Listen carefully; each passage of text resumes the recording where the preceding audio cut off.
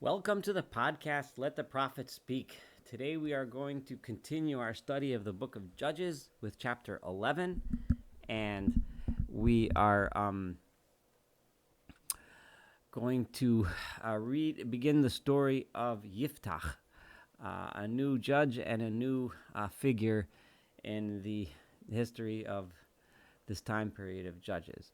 If you recall, the last at the end of the last chapter, the people of Gilead were gathered, ready to fight the Ammonites, the people of Ammon, who were harassing the people of Israel. And they gathered together, and they were looking for a leader. Who is going to be the leader? We need to find someone to lead us in the fight against Ammon. And if you remember last chapter, in chapter 10, the people had decided we're going to turn back to God. We're going to give up our idols. We're going to turn back to God. And now let's find a leader to help us in God's name. And hopefully with God's help, find someone to lead the battle. So we're going to zoom out for a second and discuss the little background of the leader who they are going to choose. The Yiftach HaGiladi, and Yiftach of Gilead. So Yiftach was native to this area, which we're discussing now. Gibor Chayil, he was a powerful, strong man. V'hu ben Isha Zona, he was the son of a woman who was a prostitute. So Vayoled Gilad et Yiftach. And Gilad, there's a man named Gilad, who presumably was a prominent man, and he had a relationship with this prostitute and had a son. So his son was illegitimate, and the way they would have looked at him in those days. And Vateled Eshed Gilad lo banim, and Gilad also had a wife who had many children. Vayigdalu v'nei ha'isha, and as the sons of the real wife of Gilad grew older, Vayigarshu et Yiftach, they got rid of Yiftach, they sent him out of the household. Vayomru, and they said to him, Lo tinchal b'veis avinu, you will not inherit anything from our father's house. You're not really a part of the family. Ki ben isha acheres ata, you are the son of another woman. So you don't belong here with us, and they kicked him out. So Yiftach had a very difficult beginning, thrown out of his family, derided because of his parentage. And Vayivrach Yiftach mepnei achav, and Yiftach ran from before his brothers. Vayeshev be'eretz Tov, and he lived in, this could be translated in the land of Tov, or Tov, of course, means good. It could also mean he went to a good land, but exactly what that would mean is unclear. So it's just so many translate it simply as a place name, Eretz Tov. Or the land, or it could be the land of a person whose name was Tov. Anyway, either way, Vayitzlaktu el Yiftach anashim rekim, and useless, empty men gathered around Yiftach. So he became a brigand, of a leader of a band of thieves. Vayetzu imo, and they went out with him. They went out, raiding or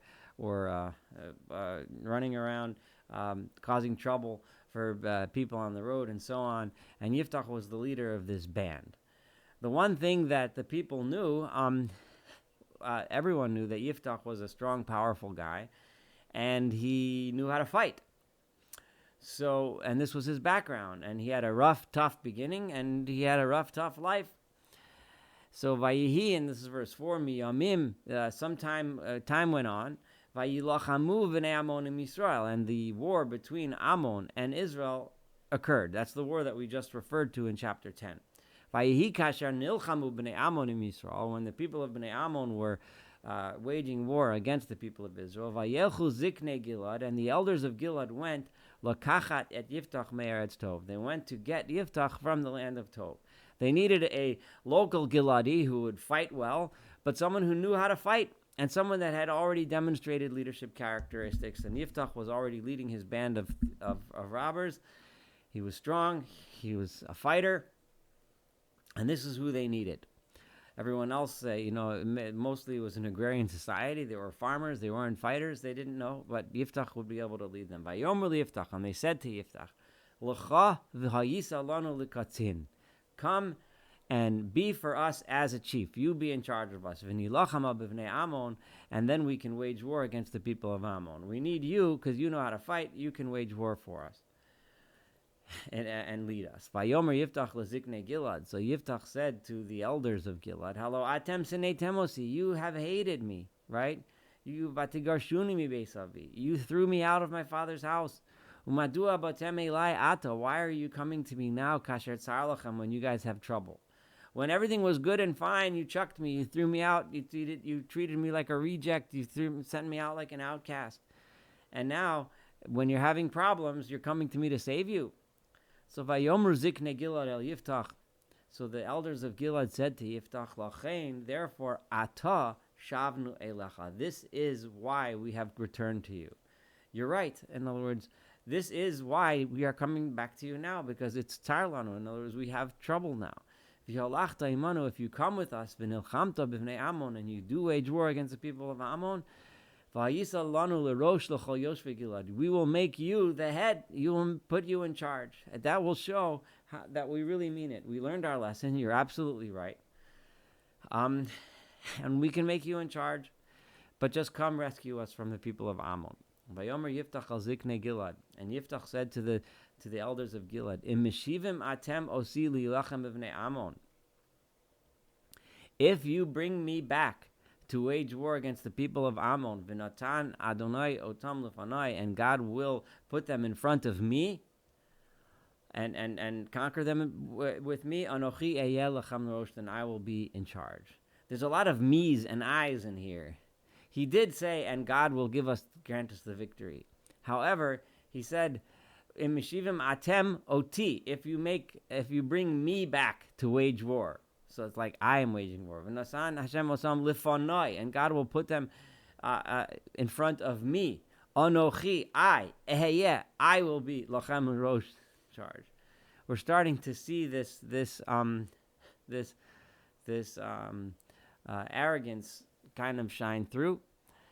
Vayomer Ziknei Gilad el Yiftach, and the elders of Gilad said to Yiftach, Adonai yiyeh shomea beinosenu. God should be the one that listens and hears this deal between us. In other words, God will bear witness to the deal He's hearing, listening to the deal that you and us are making together. If we do not do as we have promised, in other words, we will do as we have promised, and God will bear witness and make sure that we keep our word.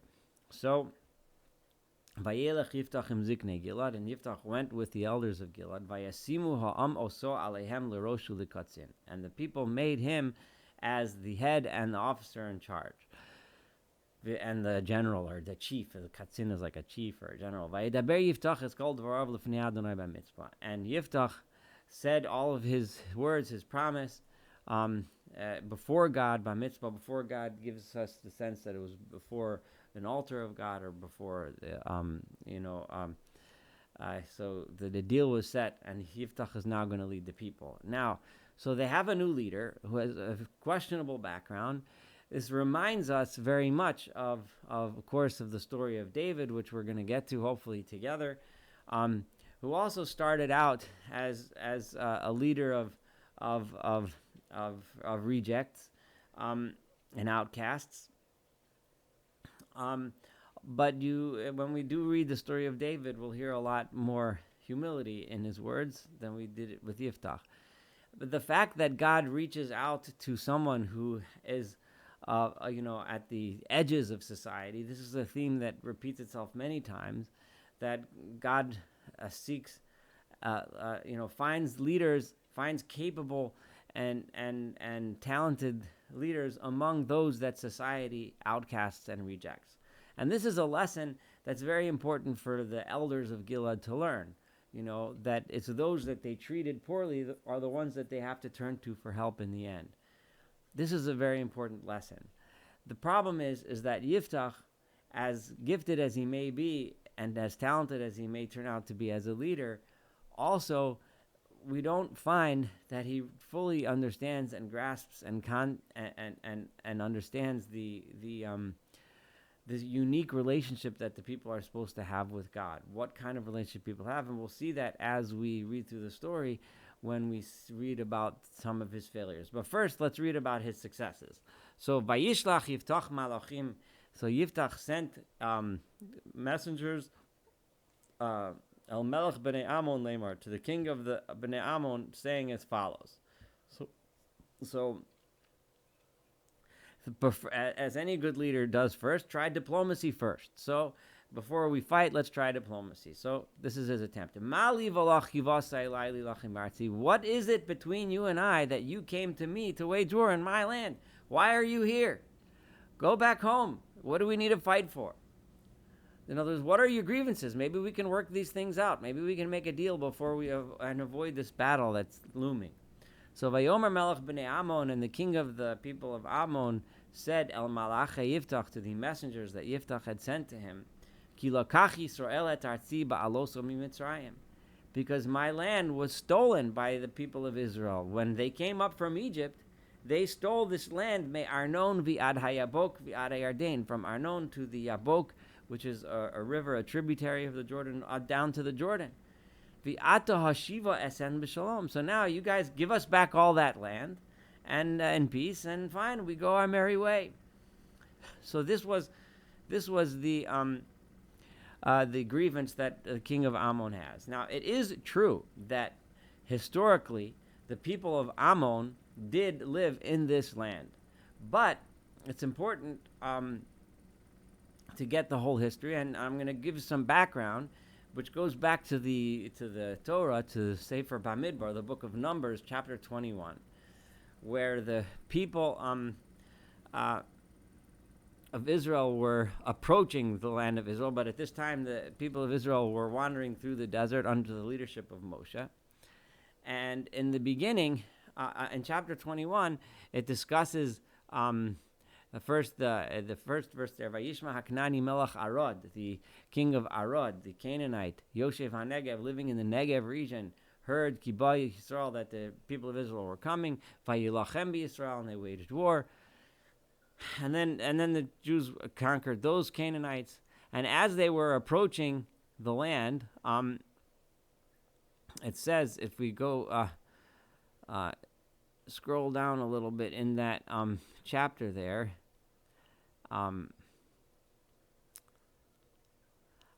they started approaching this land, which we're currently arguing about right now, this land of Gilad. But the leader of that land at the time was not the Ammonites, but it was Sichon, the king of the Amorites, and it explains why Sichon was there in this land that used to be the Ammonites. And it says in verse 26, Ki Cheshbon ir Sichon melech Amorihi. The city of Cheshbon was the city of Sichon, the king of the Amorites. V'hu nilcham b'melech Moav harishon. He had waged war against the Moabites, the original ones. Vayikach et kol arzo miyado ad Arnon, and he took his land all the way to Arnon. And Moab and Ammon are closely related and occupied lands next to each other. Sichon had conquered this land from Ammon and Moab. Al kein yomru hamoshlim bo'u Cheshbon tibaneh v'tikonen ir Sichon. People would say, "Come to Cheshbon," which is the city of Sichon. Ki Eish, this is verse 28, Ki Eish yatzah me Cheshbon lehava mikiyat Sichon achla Moav ba'alei bamot Arnon. Right? Sichon had conquered the Moabites, and also, it doesn't mention in those verses, but also the Ammonites, because it mentions the Ammonites' land all the way to Arnon. So basically, Sichon had conquered this land from Ammon and Moab and settled it. And then the people of Israel asked Sichon to traverse the land, but Sichon instead met them with force and was an aggressor. Even though he wasn't originally going to be the target, Sichon came to meet the people of Israel in force, and the people of Israel conquered Sichon. So so the bottom line is, and as the Gemara points out, the Talmud points out in the tractate Gittin 38a, it points out that because Ammon and Moab had been conquered by Sichon, the land that used to be belonged to Ammon and Moab was was purified, so to speak, by Sichon, because the people of Israel weren't supposed to conquer Ammon and Moab, but they were allowed to conquer Sichon because Sichon was the aggressor, and therefore, when Israel conquered it, they conquered it from Sichon, not from Ammon. And this is the point, and I'm pointing all this out.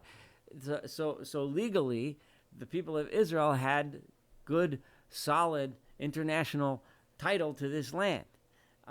They won it in a war in which they were on the defense, and they won it from Sichon, who was at the time the justified in the sense that he had fully conquered it from the people of Ammon.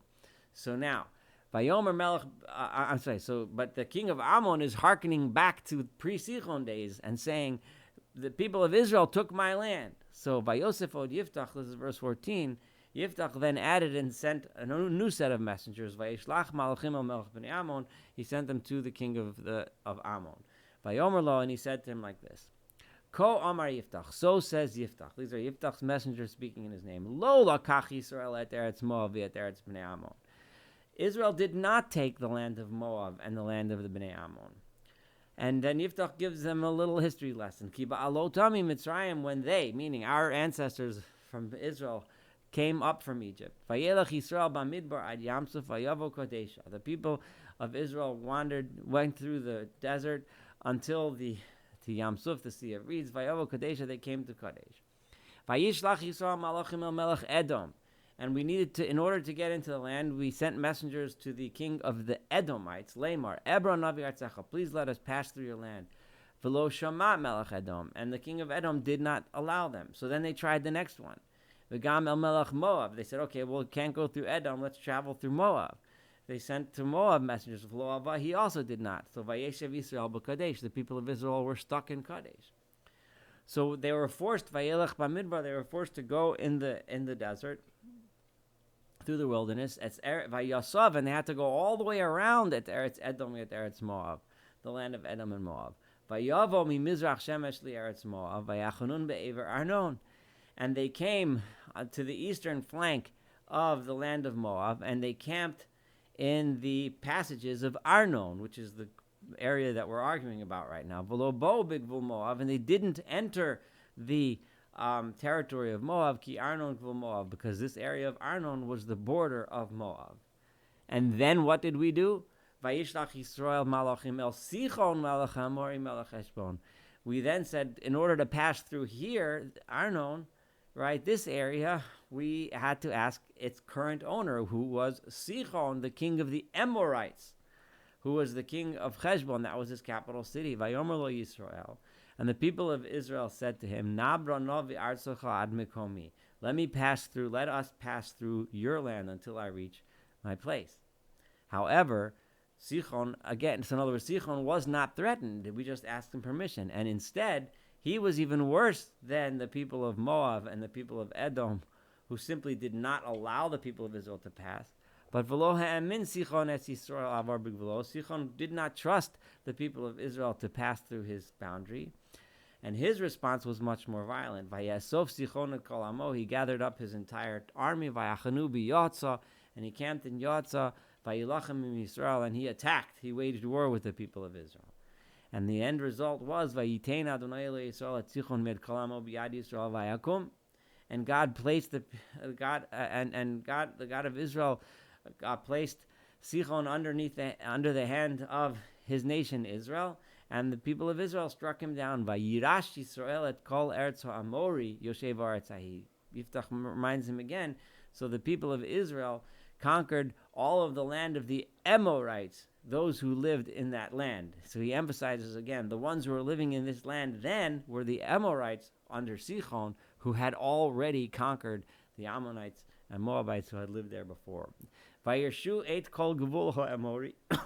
And they inherited all the boundaries of the Amori, me Arnon vi'ad hayabok, umin hamidbar vi'ad hayardain, from the wilderness to the Yabok River, to the Arnon, to the Yarden. All this area that you claim is yours was actually conquered by the Israelites from Sichon Melech Amori, from Sichon, the king of the Amorites. V'ata Adonai Elohei Yisrael, God, the Lord of Israel.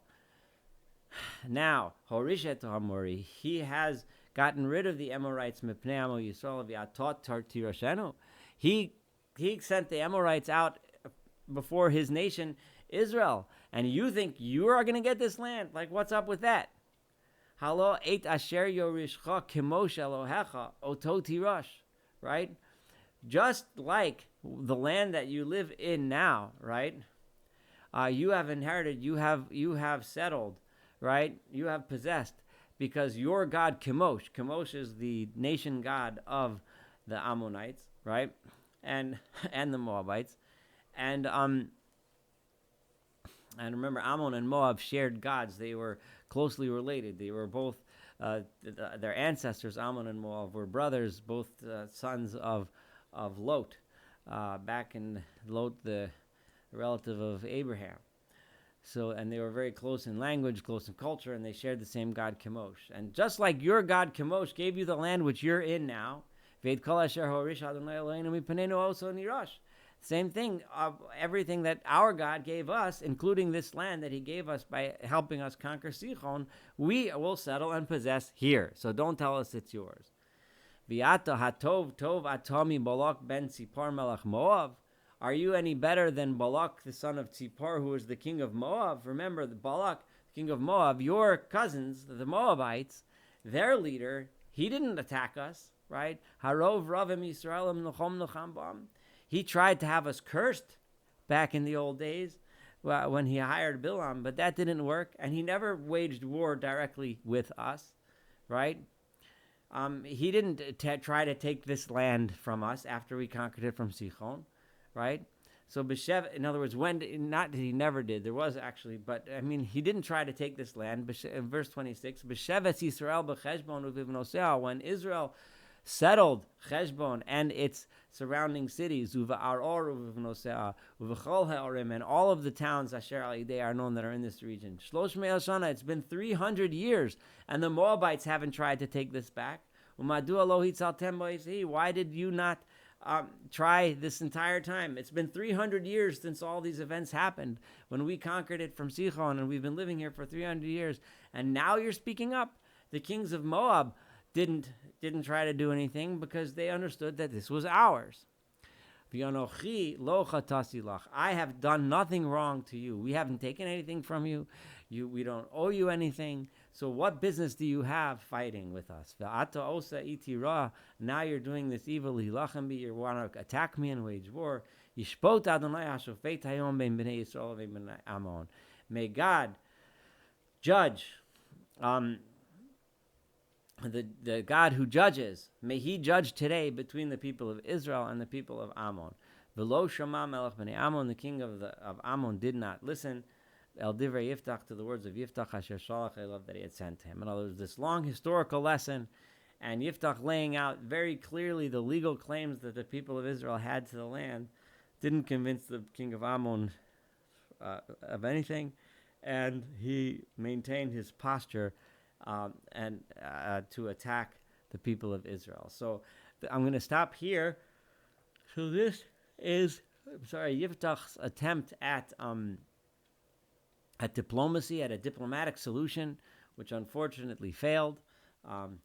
The facts, the history doesn't always matter, as we know, unfortunately, to this day. You can have all the facts on your side, but if someone wants to be an aggressor, he'll be an aggressor. Thank you so much for studying Chapter 11a. Looking forward to continuing the study of Chapter 11 with you and the story of Yiftach. And hopefully, of course, the rest of the entire book of Judges together.